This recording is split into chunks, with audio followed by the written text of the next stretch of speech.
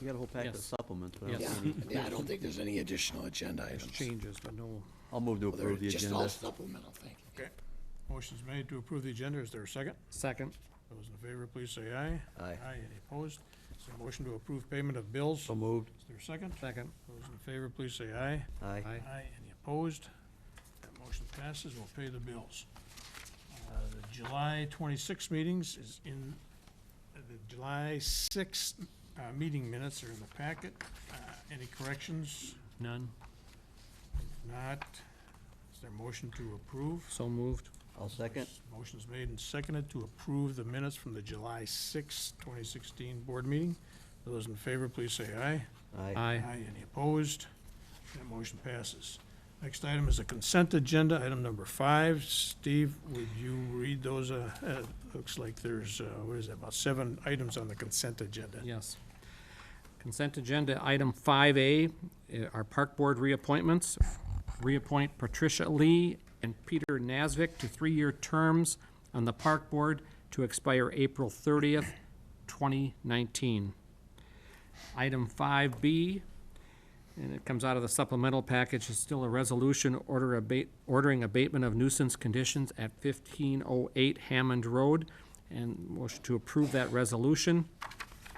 Item 5C, a resolution ordering abatement of nuisance conditions at 5357 Portland Avenue, to approve that resolution, and that's been revised in supplemental information 5C. Item 5D is on the Night to Unite, call a special town board meeting for Tuesday, August 2nd, 2016, beginning at 5:30 PM. Item 5E, call a public hearing for Wednesday, August 3rd, 2016, at 7:10 PM to amend Section 7, General Regulations, by adding Section 7.-19- opting out of temporary family health care dwelling laws. And item 5F, based on town engineer review and recommendation, and including his recommended conditions, approve Comcast permit to provide a cable service to 1185 Birch Lake Boulevard North, next turn building extending a service from the existing line. Item 5G is the second quarter financial report, receive the financial officer's report. Make a motion to approve the consent agenda items, including the supplemental information from 5B and C as included. Is there a second? I'll second with one question. Maybe I'll refer this to the town attorney. On item D, Night to Unite, do we have to designate the meeting place for 1281 Hammond Road?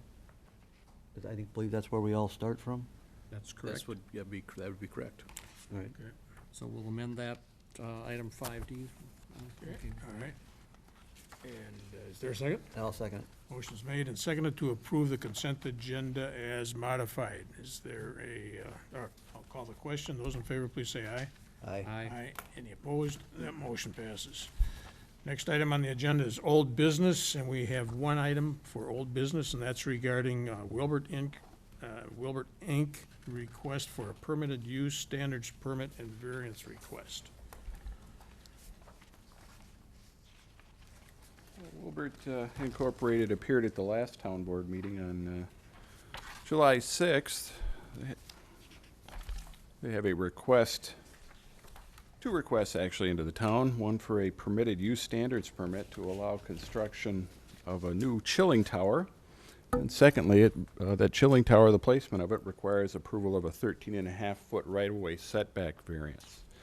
The location of the chilling tower, and there is currently one right here, and they'd like to add a second one, would be in this location right here.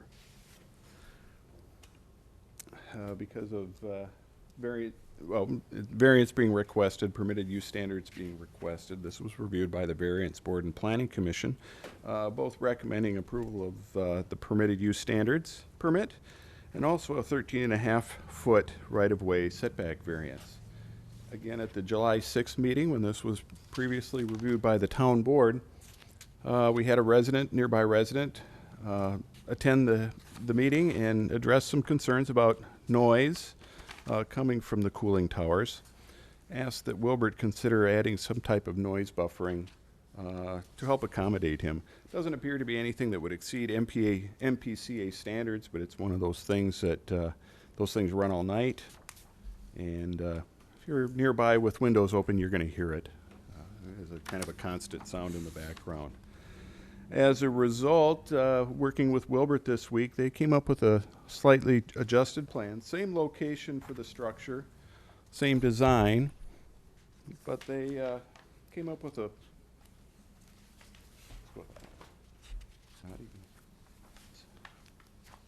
that would basically just put a noise barrier panel on posts, a wall 4 feet, a panel 4 feet in height, elevated above ground at the source of the noise. It would be a 10-foot length on the east facing Otter Lake Road, a 20-foot length facing White Bear Parkway. So an L-shaped structure like this. Structure would be on posts. Again, it would surround two sides of both of the chillers. Would be a metal panel painted to match the exterior of the building. Then on the inside of the panel would be acoustic foam that would help absorb noise and distribute it, hopefully, away from where it's currently going. When Wilbert had originally applied for the permitted use standards permit, they were also looking at some noise walls on the southerly side of the building. At this point, they believe they've resolved that noise issue there. So this will complete their request. No action was taken by the Planning Commission on that particular item, but Wilbert has submitted an email that asks that they withdraw that request from review. So what we're looking at tonight is same as last month, a request for a permitted use standards permit to allow the chilling towers. But prior to that, it would have to get approval of a 13.5-foot right-of-way setback variance from White Bear Parkway. I spoke with the residents, one of the residents who was at the last meeting, not available tonight. They looked at the proposal, thought they appreciate the effort here, and they can go along with it. And Tom, the setback variance has also already been reviewed by the Planning Commission and the Variance Board and approved? Yes, both bodies have recommended approval of the variances, or the variance as requested.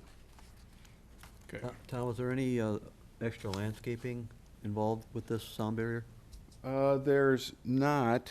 When this original chiller went in, the town required a dozen good-sized spruce trees be located around it and irrigated. One of those is going to have to be removed. They'll put the new chiller, pick it up and over the grove and set it down, only having to remove one trees. And they're happy to replace that tree that's being removed and extend the irrigation if necessary. So along with the soundproofing, the maples were okay with the screening?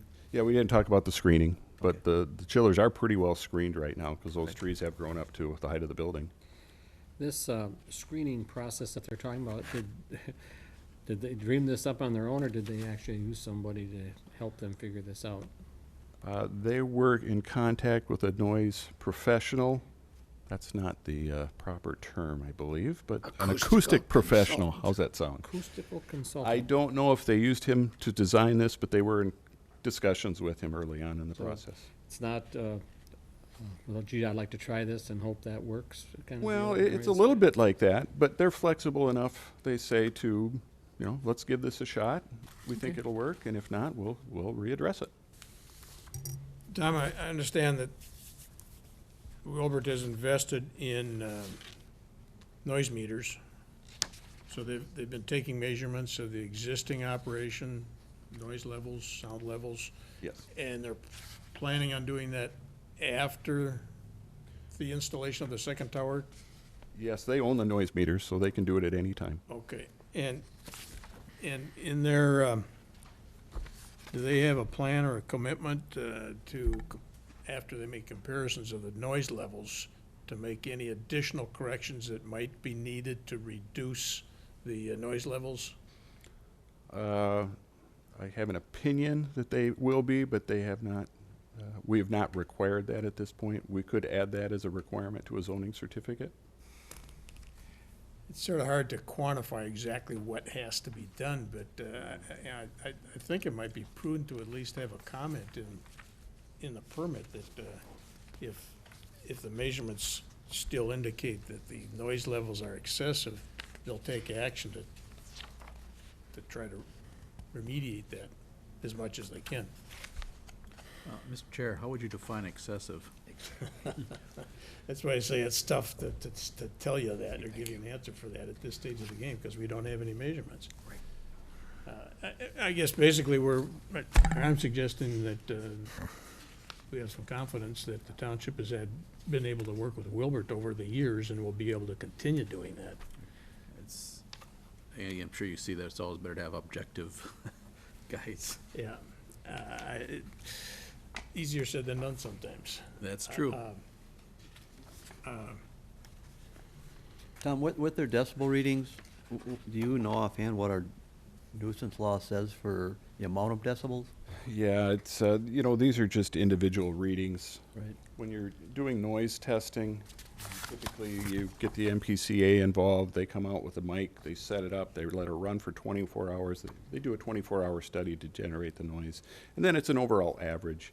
There's decibel amounts which, depending on the type, if it's a business or residential, they can't exceed, say, 70 dBA for more than 10% of an hour. Then they'd be in violation of MPCA standards. That test has not been done. These are just meter readings at certain points along the property.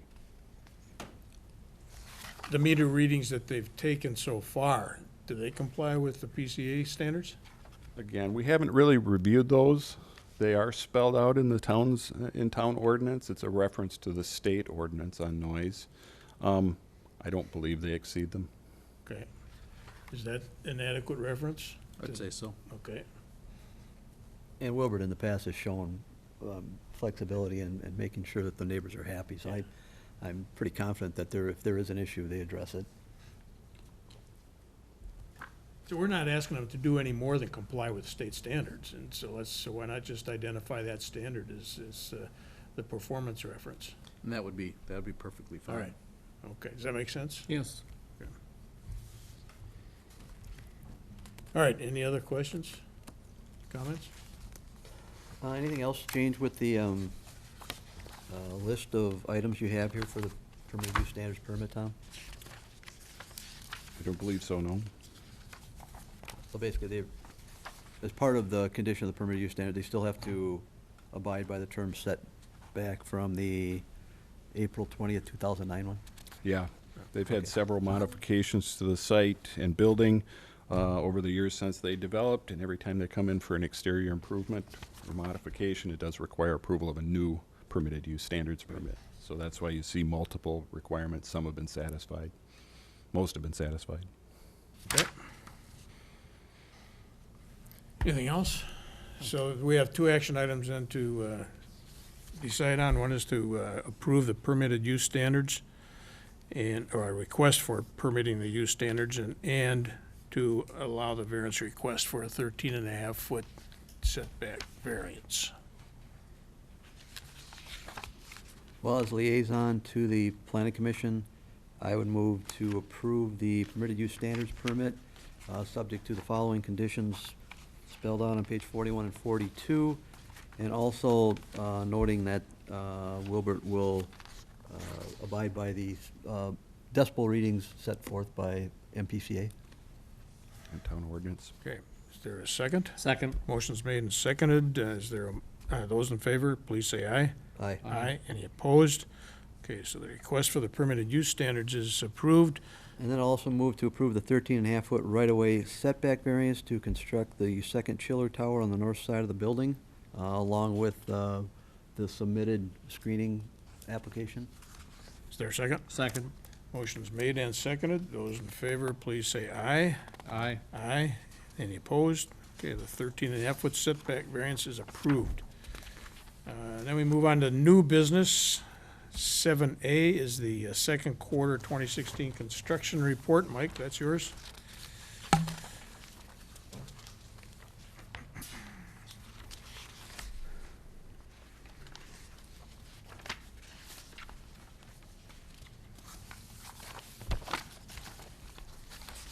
The 2016 second quarter construction activity report.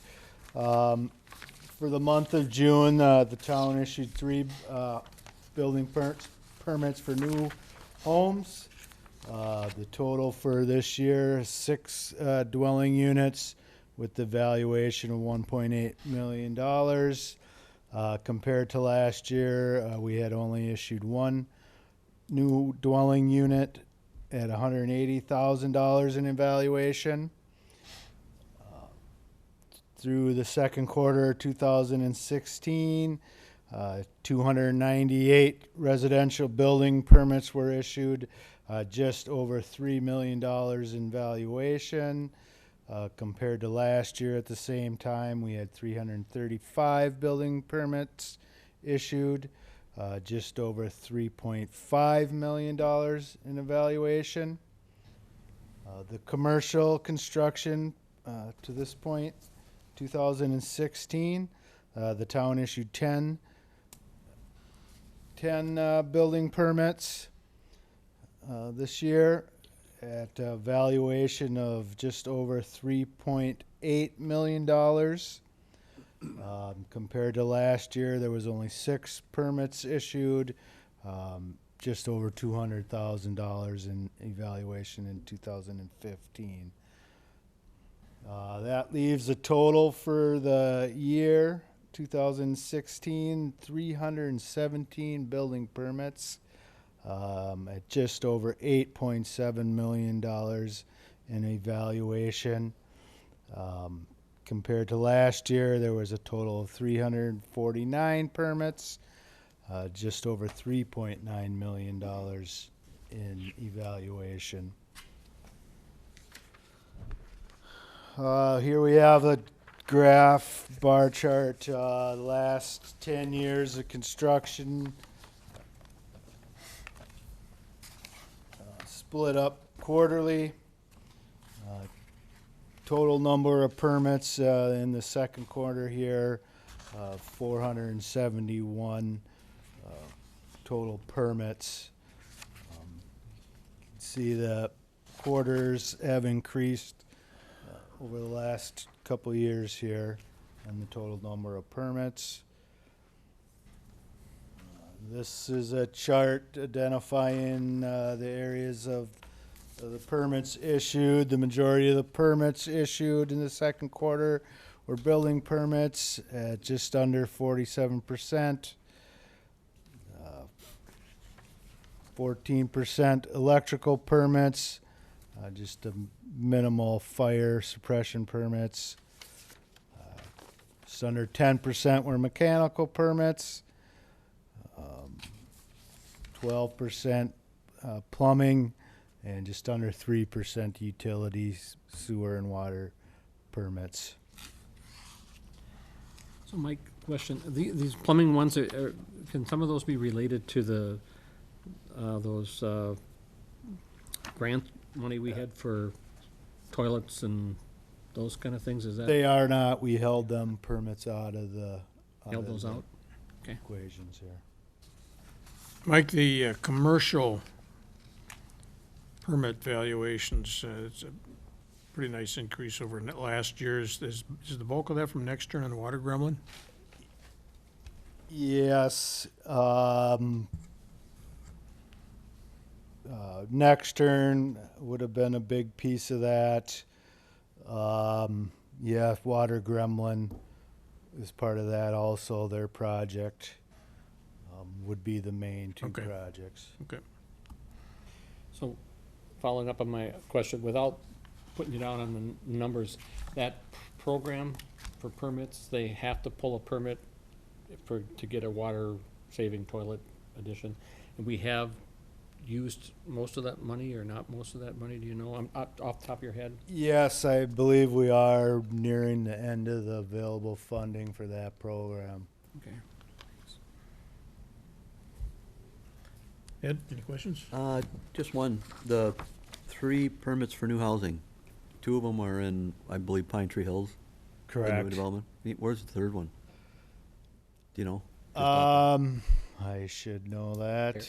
Heron Estates? Yeah, Perrin Estates. Oh, that's, okay, got it. Yep. So, yeah, that would be Perrin Estates, and Pine Hills is where all the new housing will be. Okay. All right, thank you, Mike. You want to just motion to receive? We can do it now, or we can do it at the end, but,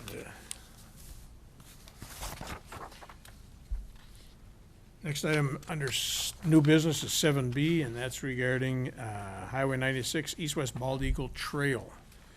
Tom, that's yours? That is mine. A couple different topics involved with this. That's not a very good description. It's actually a trail corridor between Highway 96 and Bald Eagle Lake. Let's talk about another one first. There's two agencies looking at upgrading trails in the region. First is what they're calling the USB 41 route, which would be a MnDOT trail that would connect St. Paul with Grand Portage on the Canadian border. Utilizes existing roads and trails. No new construction with this, just designating a route. And it does go through the town. It follows the Gateway Trail into North St. Paul, where it swings this route here. It doesn't touch the township until we get to Northwest Avenue over here.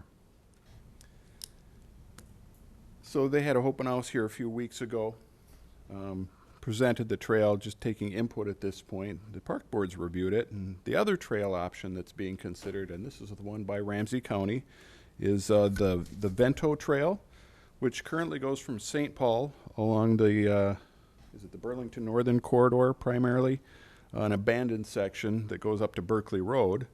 The rail is still active north of Berkeley Road all the way up to Hugo. But the county is putting together grant applications to complete the next phase of the trail, which would be from Berkeley Road up to Highway 96, where it would connect with Highway 96 Regional Trail and others. Again, the county is carrying the ball on this one. They have come up with a route that works on and off the trail, again, or off the railroad right-of-way, because the rail needs to be intact, because it's still in use. But they have come up with a design that appears that it's going to work, and they'll be submitting funding for grants to see if they can get that built. Again, just kind of an update for the board, no action necessary. Well, I'll take that back. There is an action requested by the park board. One of those actions is that the state reconsider this route when the Vento Trail is completed, because the Gateway Trail intersects with the Vento Trail in Maplewood and follows that corridor up to Berkeley Road. So basically along this route versus on streets here, that would be a designated trail, off-road trail in that area there. So that's one of the park board recommendations, is to notify the state that we think you should consider this amendment in the future. That would probably take a resolution from the town board to support a letter to MnDOT saying, consider that option. Are we considering that option, or are we recommending that's our preferred option? You could phase it or phrase it any way you'd like, but yeah, I think you should consider this potential option in the future anyway. Yeah, not necessarily tonight. Yeah. Now, the trail discussion is ongoing here. It's a hot topic right now. Things are moving forward. The park board also requested staff to talk with the city of White Bear and see if a joint park board meeting would be in order to discuss other trail routes such as South Shore Boulevard. Both jurisdictions share that, and that's on the county redo list in the near future here. So some discussions I think would be fun to talk about some options, and I believe that was a board recommendation that be considered in the future. We're looking at the October meeting for that. Okay. Now, is there any signage involved when they do this? I Designating? believe there is, yes. So is that something we would see before they'd start popping signs in the township, or? Yeah, I haven't seen what they're planning to do, but it would be a signed route, yeah. So the other thing that the park board made a recommendation on was, this is the town's trails map, part of our comprehensive plan Trails chapter. This identifies where we would like to see trails developed in the future. With the Vento option as being proposed and funding applied for from Ramsey County, would basically dead end right here at Highway 96. Not dead end, but the Vento route would dead end at this point, and a regional trail could be picked up along Highway 96. The Vento trail picks up again in Hugo. So that's the only gap left in this trail section, is that will be the area between 96 and the city of Hugo. One of the options being recommended by some bicycle advocates would be to pick up the trail again on town or county roads along Bald Eagle Avenue, and then either follow this route along Park Avenue to Hugo Road in north, or along East Bald Eagle Boulevard to Taylor, and then Hugo Road to the north. Those sections are identified on the trail plan as being future trails. Bald Eagle Avenue is not. Now that portion of Bald Eagle Avenue that's in the town is just north of this point right here, north of the railroad tracks to the south side of the lake. So the Park Board's recommendation is to add that section to the town's trails map. Tom, is there consideration of staying along the lake all the way to, and taking Portland north to 61 instead of going along the south side of Bald Eagle? You've already got the trail there. That's that one would be consistent with the USB 41 route. Yeah, picking up the existing trail. I think it's the Lakeshore Trail in the city. I mean, it's already there, and you might as well, it seems like that's a section that you don't have to try to renegotiate someplace. Yeah, in fact, yeah, that is consistent with the USB 41 route.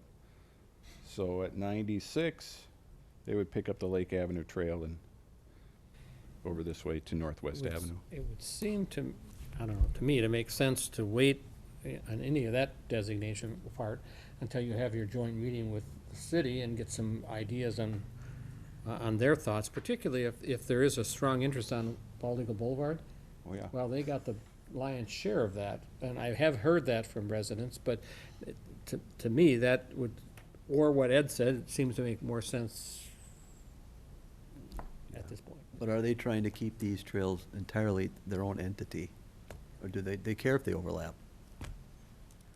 I don't think that's an issue because the route they've selected are certainly not along state aid highways. You know, It just they're seems more economical to county use one roads. twice. Yeah. it does. And that, the East Bald Eagle Boulevard there is, that's a pretty narrow right away for Yeah. most of that route, and it's county road, right? Yep. Yep. And, yeah, Well- we don't have to do anything with that tonight. That's a future phase, and that's in planning, discussion, has been for some time. We're not looking at that happening anytime soon. Well, I agree with Steve and Ed, you know, why have duplicate trails, and that's a conceptual issue, but if we can combine them and provide for a little more efficiency there and be a little more economical, it's certainly worth considering. I guess I would suggest at the joint meeting with the city park commission, park board, I'd be interested to hear what kind of suggestions and findings come out of that meeting regarding the two routes and schedules. So that's, unless there's anything else from the board on that, we don't really need any action items tonight then on 7A or B, do we? There were a couple of recommendations from the park board, adding this Well, route designated, but can we wait till after that October meeting sure. to have a little more information? That's unreasonable? Well, I'll say this, that just designate it, the corridor you're talking about is adding the Highway 96 East-West Bald Eagle corridor, is that what you wanted to call that thing? There's really no urgency on that if we're going to have a joint meeting in Right. October, so No, it would be, I'd soon table it myself. Okay. yeah, that's fine. Ed, anything else? Nope. All right, thanks, Tom. You bet. Next item on the agenda is 7C, that's regarding the DNR critical protected water elevation. And Is that yours, Tom? Yeah, this is relative to our Summit Lane property down in the south side of the township. That's property that has a dock that's not currently there because of the elevation of the water or lake level. As the lake level's rising, we're getting more calls wondering, are we going to see our dock back pretty soon? Well, it's a relatively short dock in comparison to the sandbar that's there. So if the dock were to be put in today at the current elevation of I wrote that down, 921.99, I believe. It still wouldn't, the end of the dock still wouldn't reach the water. But the park board wanted to establish an elevation, at which point we'd put the dock back in so we could address any phone calls. Just some statistics, the ordinary high water elevation of White Bear is 924.89. The highest level recorded in 1943 was 926.7. The lowest level was in 2013 at 918.84.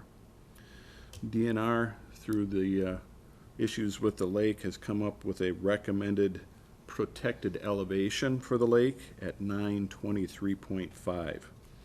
And the park board recommendation was that they felt that would be the elevation, the critical elevation. If it's 923.5 or whatever, they're still working on determining that, is my understanding.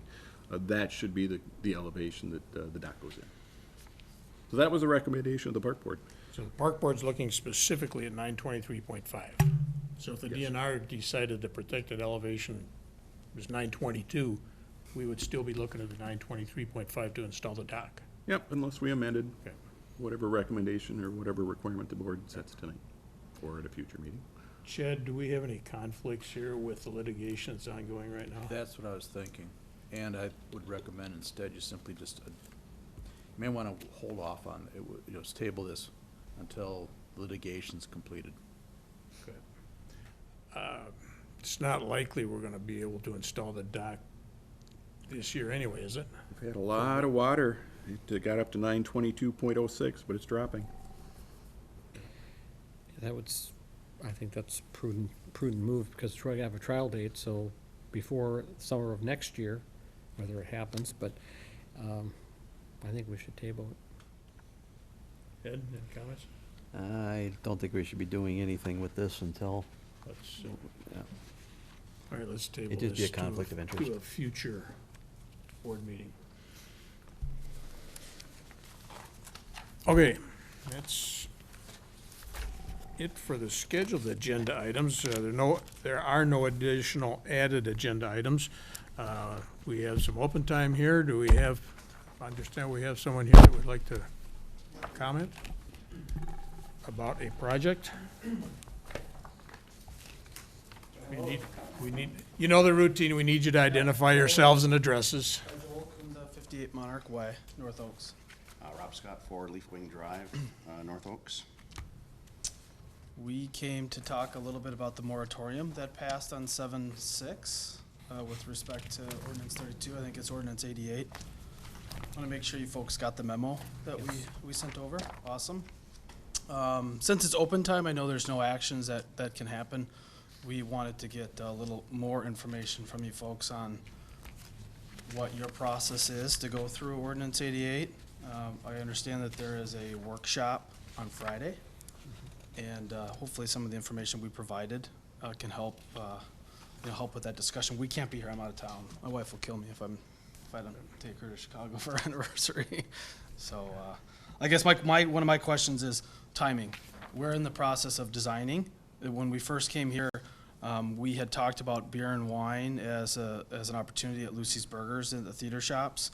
When walking through the design further and looking at ordinance 32 and the changes that were made, just made more sense to go with I think there's 10 seats at a bar. It's nothing crazy, but gives us some more opportunity. So we wanted to. I think there was some confusion when we first went down the process of talking about obtaining a liquor license in the township. There was some confusion in the conversation over a separation between beer and wine and full liquor. The impression that we were given and that we interpreted incorrectly, that there was no distinction, that it was full liquor or nothing. So when we designed the plan for the space, the plan is designed to take advantage of that full liquor. So if full liquor isn't the option, then we're probably gonna wanna redesign our plan. So that's really kind of what we're trying to figure out. Okay. Yeah, obviously, there's some confusion in exactly what we were thinking about and talking about. And on this side of the table, as I recollect, it, we were focused strictly on wine and beer. And, you know, it started off with a beer and burger concept, and we included wine in that. And that's, at least that's what my recollection was. I believe No, I think that's, the rest of the that's board mine. That was mine. remember that as well. So partly because of that confusion, that we have initiated a moratorium on additional liquor licenses for the short term. And Bill, that's on the exec board meeting for this Friday. So we'll discuss it additionally there. And also, I guess I would suggest, I'd like to get some more feedback from the Township Public Safety Commission to get some additional thoughts and opinions on the idea of an additional liquor license in this kind of a venue with this kind of plan. The concept of the restaurant still hasn't really changed. It's still primarily burgers and beer. It's table service, it's waitress service, it's hostess stand, it's not bar. So the primary focus on the restaurant would still be the food. But the design of the restaurant will change, and actually the type of service may change. There's no need to have a physical bar if you're just serving beer and wine. So we wouldn't make the expense of actually building the 10-seat bar in the restaurant without the full liquor license. So if that won't come, then we would either look at redesigning the location or other options. It could also change the way the restaurant works, going more from waitress service to counter service. So currently the space is designed as an old sandwich shop with, walk in, order your sandwich, sit down. So it may be more conducive or cheaper to open it if we use the existing structure instead of gutting it and rebuilding. So the type of license is really gonna change the business dramatically. But don't you then, are those seats around the bar, aren't those considered as your count? Total count, I think in the last 54. 54 seats. Those are some of those seats up against the bar, right? That's correct, yeah. So I'm not sure why you would change that, whether you're serving beer or just alcohol. Well, You'd part still of it want is the seats, I part would of it is think. the operating costs. We got to put somebody behind the bar. Yeah, you wouldn't and need it's a not- bartender the staffing would go down to quite a serve bit. beer and wine. So the bar itself would go away and it would just become more tables. You just move those seats someplace else. Yeah. You'd still have the count same would seat stay- count. Would stay the same. Actually, the seat count could increase. No, One of the seat one of the count- questions The seat count wouldn't increase. one of the questions I had as you go into workshop is, are you considering revising 32 back, ordinance 32, or separating and becoming, I guess, more traditional with respect to, liquor licenses? If you look in the surrounding, whether it be White Bear, whether it be Shoreview, Lino, I mean, you can extend out further, but they have intoxicating liquor as what we call the full liquor license. And then you have your beer and wine, strong beer and wine, Sunday sales as defined by the state statutes. I'm wondering if that's gonna be your approach versus something different. Well, and there's two issues here. And one is what we started off here. It was our understanding that we were talking strictly wine and beer. But we also, Chad, correct me if I'm wrong, or where I'm wrong. There was some confusion, at least on my part, about the state statutes as well. We had some minor issues regarding alcoholic contents, as I recall, whether it's strong beer or strong wine or whatever that. Well, that's correct. I mean, And this, we need to get that issue resolved. That's a little technicality. It's not a big issue, but. Sure. The Public Safety Commission, when we reviewed this, was strictly looking at beer and wine. Okay. And when we were talking about restaurants, seating size of restaurants, the focus was beer and wine. And the only changes we were planning on making was just keeping it beer and wine down to 40 seats to make it fit your program. And we raised the alcohol content of the wine, because the wines now are, they can get up to 24%. Yes, sir. We never, ever talked about alcohol, never. It was always beer and wine. So we, and again, I think maybe we lost something in trying to formulate the ordinance amendment, but that was the intent. No, and I understand that. It was just, like I But we said, have to clarify that. Yeah, and that's the pause in this process, and we had to do the moratorium so we can make sure we have some consensus on what we're agreeing with, so so. when do you think you'll know? I mean, if the moratorium is 6 months, are we gonna have to wait 6 months for an answer? I don't think we have to. Like I say, with one issue that we're gonna talk about Friday is some of the technical liquor license statute in Minnesota. I don't know if we can resolve that in 5 minutes or 5 days. Mr. Chairman, what it really boiled down to, and I think you guys realize that when the amendment was actually written, we redefined the definition for restaurant for both liquor and beer wine. The intent was just to refine it for beer wine. And so what the board is, at this point, what was presented to the board was if it was their intent for liquor to still be at 100 seats or more, then we needed to have a different definition for a restaurant for liquor than we have for a restaurant for beer wine. Okay. If it's that simple, it may move through the town board fairly quickly. They'll be discussing that on Friday. If it were to open up liquor to the 40 seats, I wouldn't be surprised if it took longer. What now? It would take longer, It would take longer. Okay.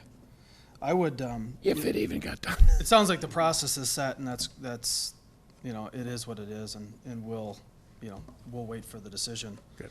One of the things that I just want to leave you with is that looking at other cities that surround the township, looking at I'd missed the economical development, the meeting, but looking at the opportunities for restaurants to go into, you know, the township, there's not many, and the sizes are pretty small. And so when we look at our opportunity, the township, if 40 seats is back to 100, let's say, for liquor, then it's gonna be beyond the most restrictive, city that surrounds it. So competitively, there might be a challenge. And so I just hope that some of the comments and recommendations we made make sense, and we just hope that you guys look at them. I was gonna say, I appreciate the work that you have put into this and giving us some information, but it is a lot to digest, and that's what we have Oh, staff without to look question, yeah. at. And I so didn't expect that. The other thing I that- think that will help in this whole process. The other thing that I would like to add is we did look at a number of different locations.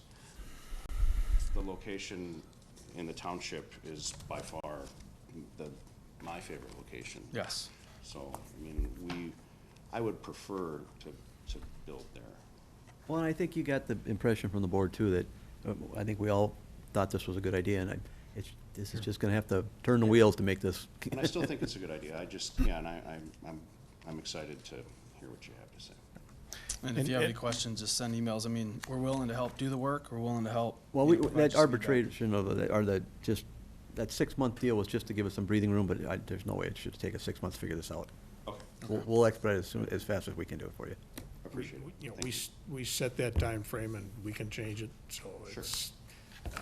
So I To shouldn't be honest email with you, every the 3 most days? time-consuming factor here may be going back to the Public Service Commission Sure. for their additional comments. It's like, as Ed was saying, that was their view too, is we're talking strictly about wine and beer. So, Okay, Okay. okay, That's all we got. thank you for your input and comments. thank you. We have another volunteer to speak at the open portion. Okay. We need you to identify yourself and Kay Sargent, 5344 Eagle Street. This is only the second board meeting I've been to. Are you having fun? You know, it expands the definition of fun. I think you're gonna get a quote in the paper for that one. Yeah, you're gonna get quoted. I came here tonight to express my appreciation to Mike and to Tom. Our neighbor has a tree that's been leaning. It's been leaning forever. And it's a cottonwood tree. This spring, another neighbor and I decided to take down a clump of silver maple, a large clump.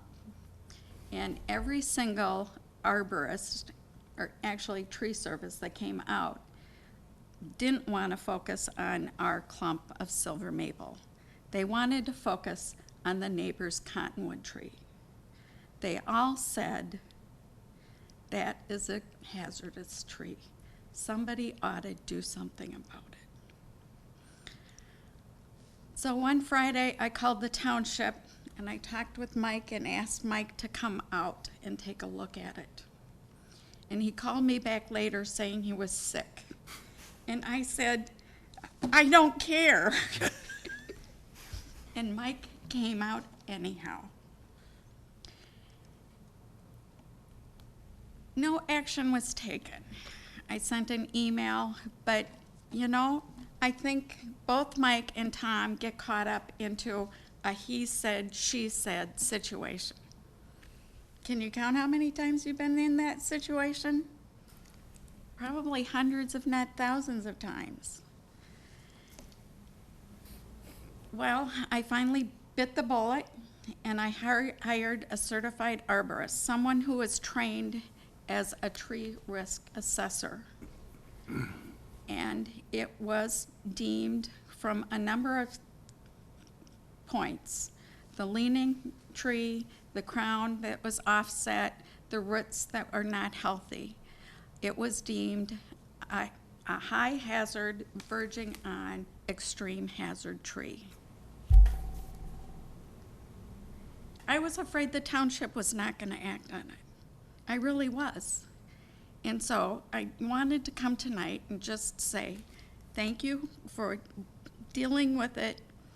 This was a tree that could have hit our neighbor's house, our house, and thank you for acting on it promptly.